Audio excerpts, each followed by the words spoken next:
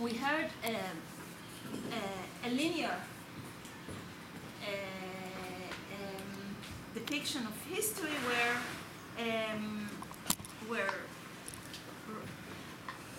okay, I'll say two things. First of all, you were discussing the cynicism of Russia or Soviet Union in terms of when you need solidarity, you put aside the Holocaust. When you need to undermine other Soviet countries, you put Holocaust. But I want to challenge this depiction, and in two ways. First, you said that it's only very new, this deal with the genocide and so forth. But when this came out yesterday, when we look at the early post-war, especially the Black Book, and what Jewish writers were trying to do there was a discussion, and even in Nuremberg, Russia promoted an understanding of genocide, both of Slavs and Jews. It promoted the discussion of the Holocaust. So this is not out of the blue. It is going back to an earlier phase that was repressed later on. But what I wanted to really debate with you is it all politics? Is there no legal, historical value of these new forensic examinations and trials? I wanted to put on the table the book by Wendy Lower, who actually went after Mariupol there, but she showed the early KGB investigation as having been done very quickly, didn't do the right job, and she showed how the forensic research now, and the opening of the archives, and the ability to ask witnesses and to do completely changed the narrative of what happened there, of what we can know about history. So from a historical point of view, there is a lot there. Maybe they don't want to do it for historical reasons, but once you do it, historians, archaeologists, and so forth can come there and make a lot of it in terms of history. I think that also in terms of law, it can be important in the sense that it's local. And we had this discussion yesterday with Eliav. Is the law only important for the international law if you really contribute to the understanding of genocide, or is law important internally for the communities who get the chance to go back to their history and allow all the repressed voices, allow to deal with what actually happened there. So I don't oppose that you say that it's political. I can agree, but it's my point from yesterday that politics sometimes has value in it, even when it's cynical, even if it is done for other reasons. And here I think both historical and community advice, it's important. So should we collect more questions? Yes, let's collect. So Asaf, please. So this is really interesting. I'm sorry that I wasn't here yesterday because Asaf Lachowski, a historian from our faculty. So I have historical questions. My question to Anton is I find the story that you tell really intriguing, partly because I think it raises the question of the general use of the term genocide, not just in the Soviet Union, but also globally. So I did you can do a Google search now and look, you did some quantification.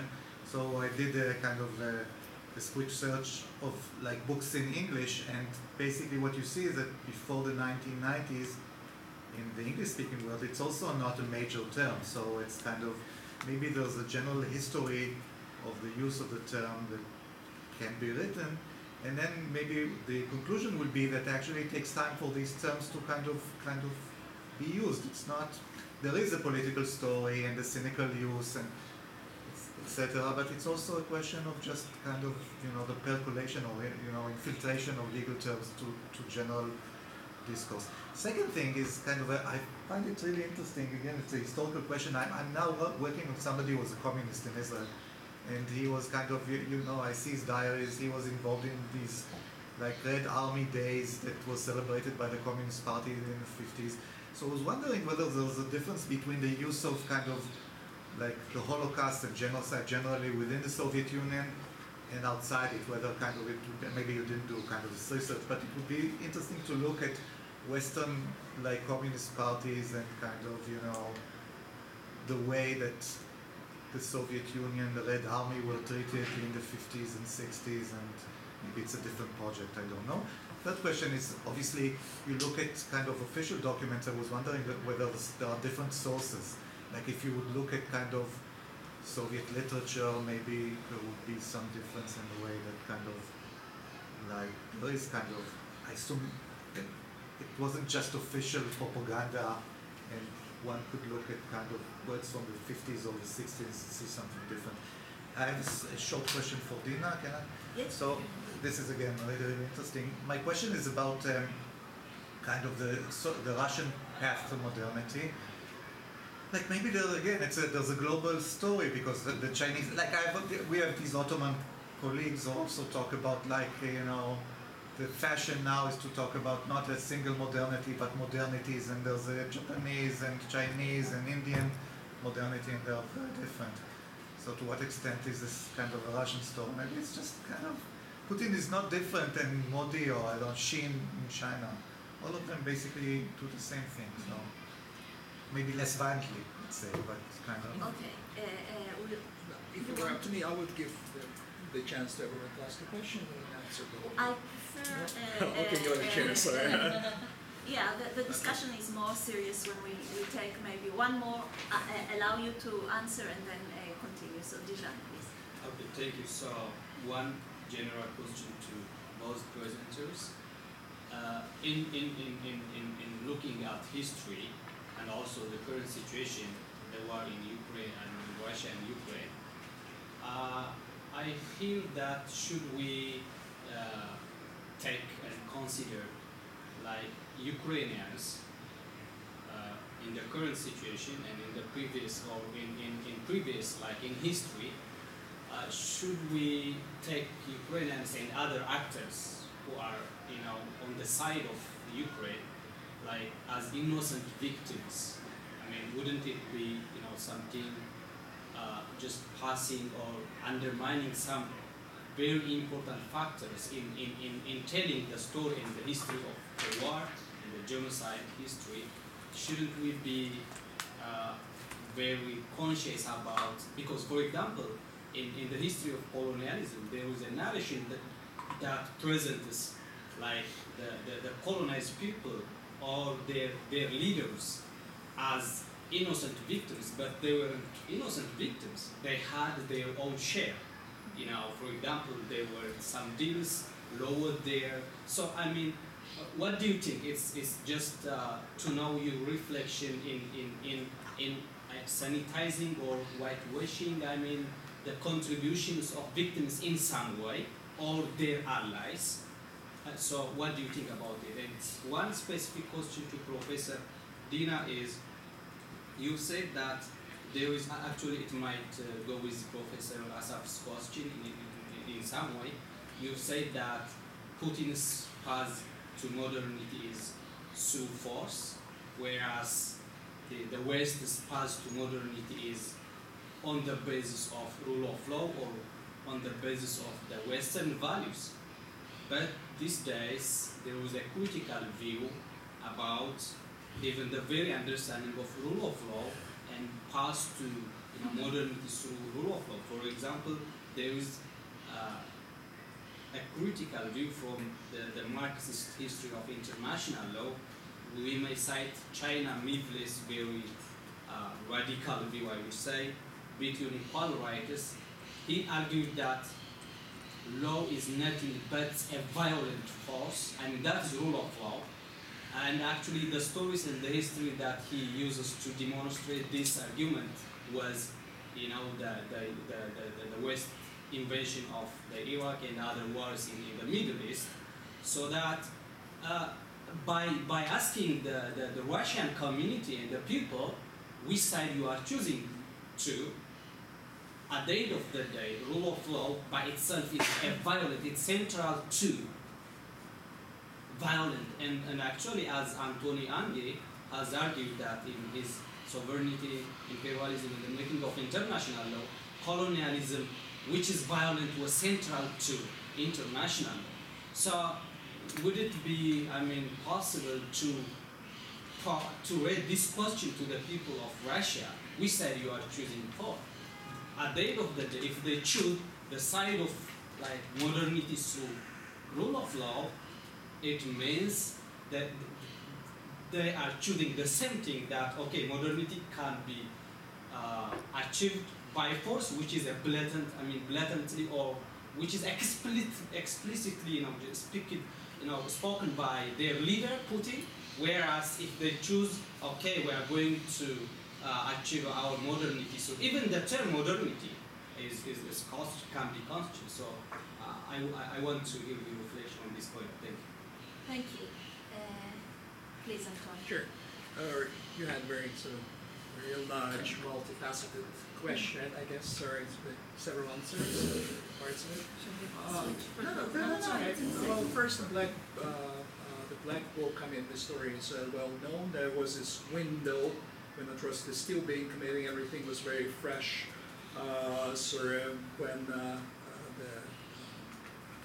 when it was done, and then it was immediately basically shut down. The whole story of involving specifically Jewish victims. It's true that for a long time it has been assumed that the mass murder of the Jews has not been really discussed much at Nuremberg trial, but now we know it's not true.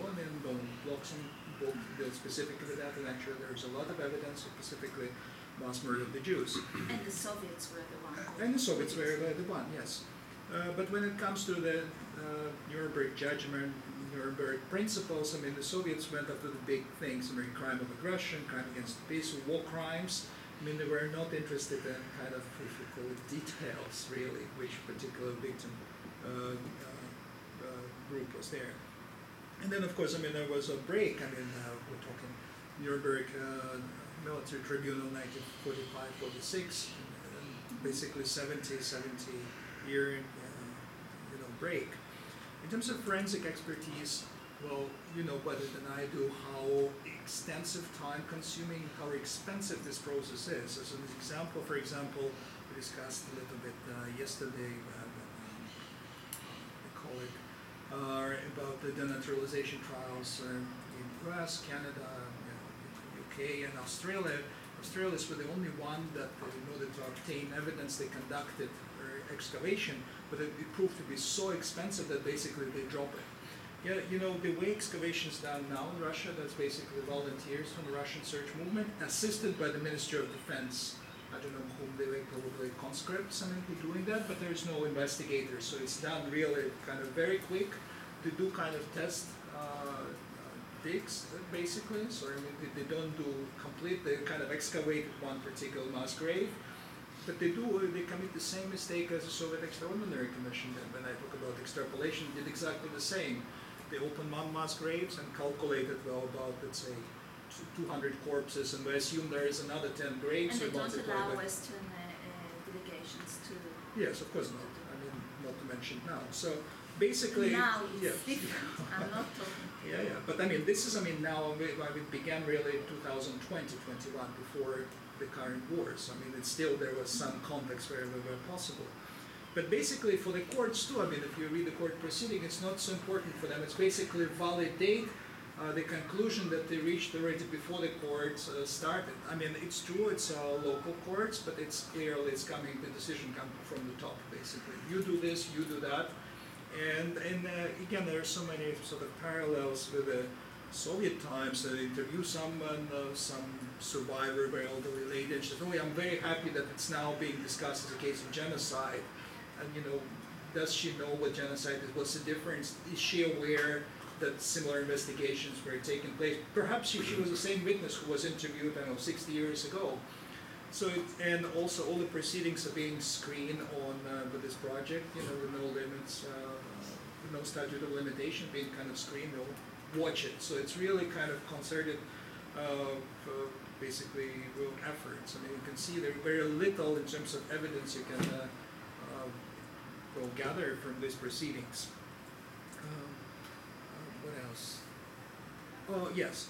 It's very interesting you raise this point that, early KGB investigation, for example, in the 60s, and historians, including myself, have been using these materials. If you look at them critically, if you use it in combination with other sources of, for example, German provenance. We also have, for example, the trials in Germany, right? In the 1970s. If you put things together, you absolutely can use it and gain a lot from this.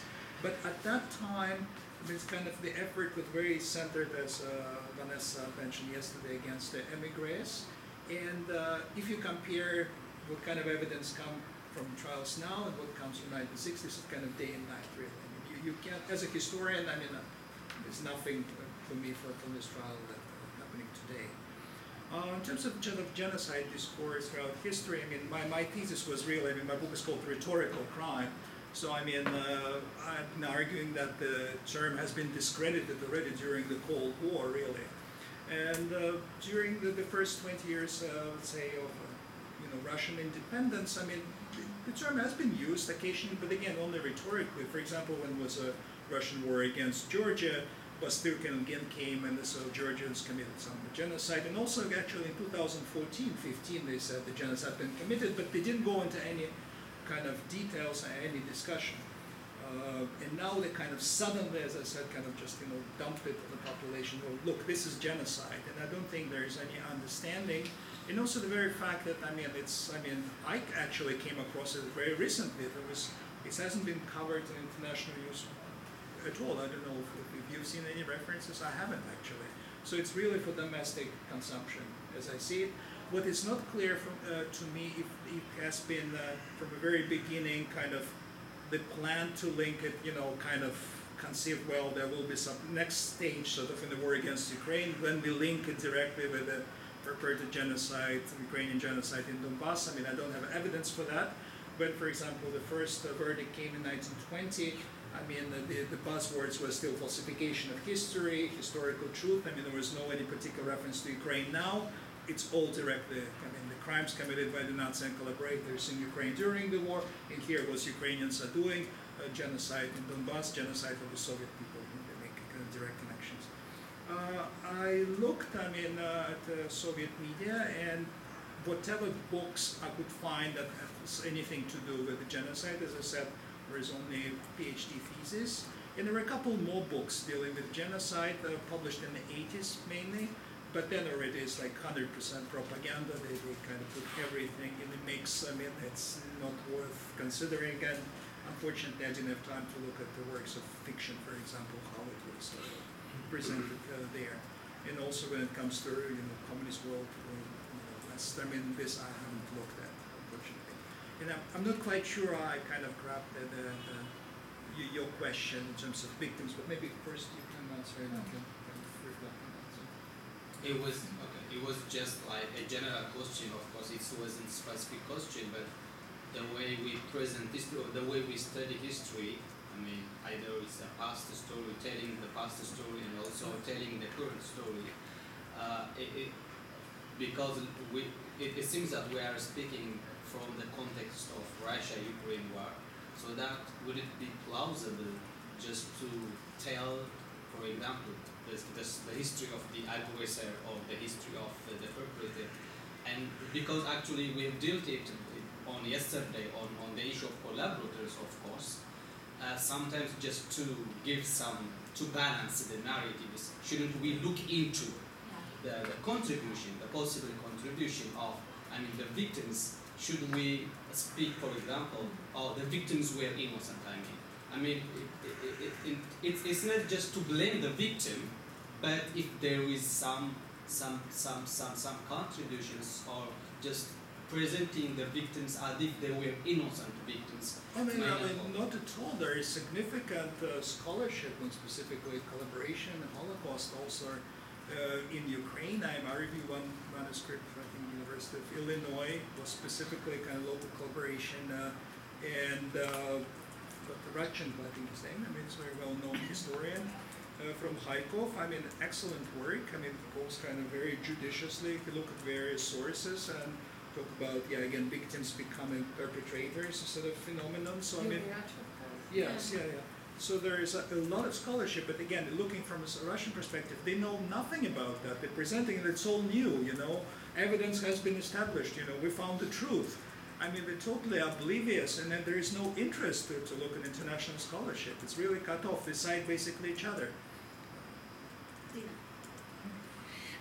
Maybe I'll start from the end, because just to repeat this innocent victims versus perpetrators, I think one of the problems in discussing the Second World War and the war now is that it mixes these categories, and we're trying to connect these two events and decide who is the victim and who is the villain. And these are two separate events. And in one event, someone can be a victim, and in other case can be a perpetrator.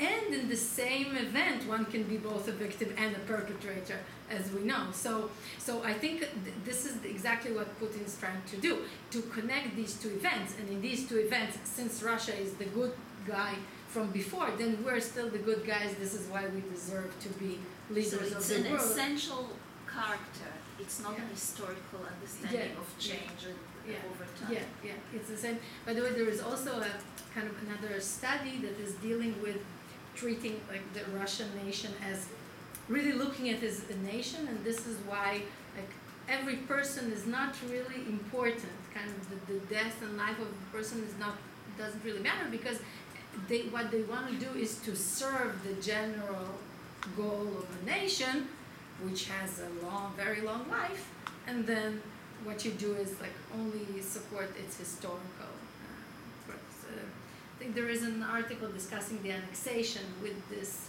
kind of ideas of Dmitry Skulsky. Anyway, so that's about the villains. I had a question regarding the Russian modernity and whether it is unique. I think that the thing of Russian modernity kind of came up to me when I heard it in Putin's event, because this is a discussion that existed in Russia before the revolution. So the Russians are discussing this idea of modernity, and part of the adoption of Marxism is partly a criticism of Russians, revolutionaries sitting there in Russia, looking at the West, at all the problems in the development to modernity. So saying, well, the West was not everything is smooth, and we're going to escape all that. We're just going to have a leap forward, and through Marxism, for example, and we're going to overcome the problems. So I think it's important because it connects to another discussion in a certain way that it's supported now. That Putin says, well, we know better. About law and rule of law and values. So of course there is the Marxist criticism of any law is a result of force, and we cannot overcome it. And when I said that the West emphasizes certain legal aspects, is not to say the West is, always works according to the law. No. There are certain criteria nowadays in the 21st century regarding the way states should work.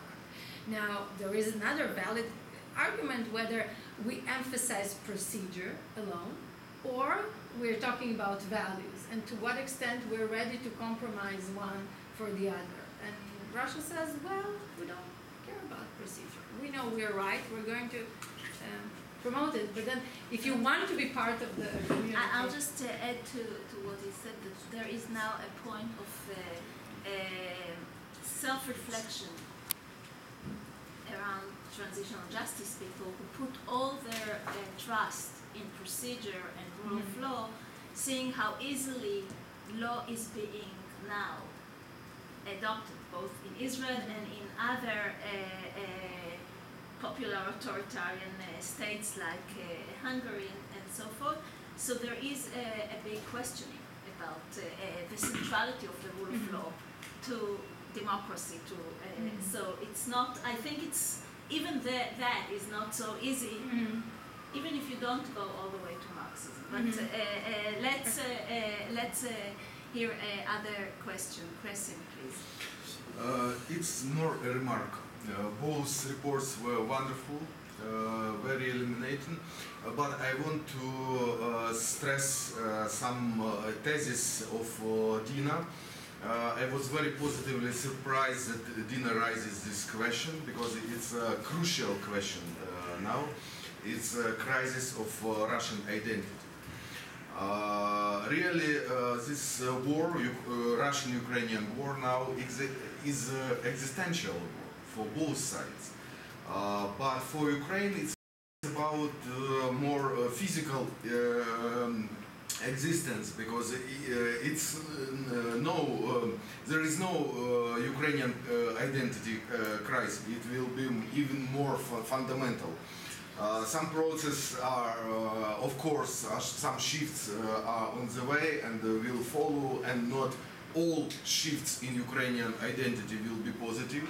We should understand that we have to understand the war will have some consequences, but for Russians it's a really existential war because of their identity. And the war raises question, what is Russia? Where are borders of Russia? What's the idea of Russia? Russians stressed that Russian Empire could not exist without Ukraine. It was stressed in many ways, and with cult not of only of Second World War. It's just a fragment, but the cult of Kievan Rus and the very roots. Russians were never searched for local roots for different regions, and they never perceived the history of Russia as a history of real Russian regions. It's all the way the history nomadic. It's nomadic history of nomad army, and they are moving like Pogodin scheme. They're moving from Kiev to Volodymyr and then to Moscow, and then this is like a nomadic army that go in with messianic ideas and other things to gain more and more territories while defending itself, because as Putin saying, and any Russian textbook is saying, Russia never had aggressive wars, all the time defended. We need to yes, I will resume. So the question is, if a new idea could be proposed, and we discussed this with Olga yesterday, and it could not be proposed for the moment from inside Russia. So it has to be discussion outside. What to propose, what a new idea of Russia, and it could have both legal and both ideological, both philosophical sides. And I'm thankful that you're raising this idea. No, I'm not sure it has to be from outside, but I think that the one essential thing is that Russia has to face its past as it is. This is the first demand, and from then on it will decide. Okay, I have to. Okay, I will allow you short questions but no answers. You will have a chance to talk over